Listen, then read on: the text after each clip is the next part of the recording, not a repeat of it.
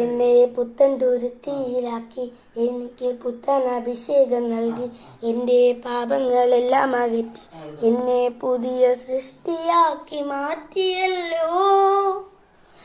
നന്ദി പിതാവേ, നന്ദി പിതാവേ, നന്ദി നന്ദി പപ്പ, നന്ദി നന്ദി പപ്പ, നന്ദി നന്ദി നന്ദി ഡാഡി.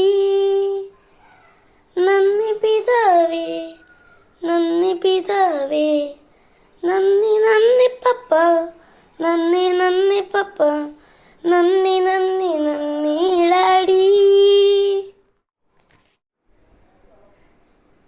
പ്രിയ സഹോദരരെ, നമ്മെ വിളിച്ചിരിക്കുന്നത് യേശുവിനെ പോലെ ആകാനാണ്. യേശുക്രിസ്തു ഒരിക്കൽ വെളിപ്പെടുത്തിയ ദൈവ ഇഷ്ടം യെശയ്യാ പ്രവാചകൻ പ്രവചിച്ചിരിക്കുന്നു. പിശാച് മറച്ചുവെച്ച സത്യം കേട്ടോളൂ. യെശയ്യാ പ്രവാചകന്റെ പുസ്തകം 53-ാം അധ്യായം 10-ാം വാക്യം നമുക്ക് വായിച്ച് കേൾക്കാം.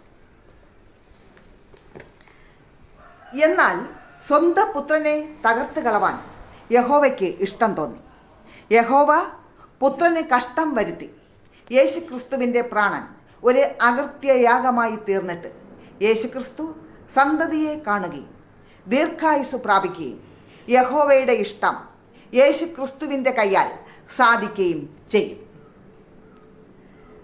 പിതാവായ ദൈവം യേശുക്രിസ്തുവിനെ തകർത്ത് സന്തതിയെ, അതായത് ദൈവവംശത്തെ കണ്ടതുപോലെ നമ്മെയും തകർത്ത് ദൈവ മക്കളെ ഒരുക്കും. ഇതാണ് ദൈവ ഇഷ്ടം, ദൈവഹിതം.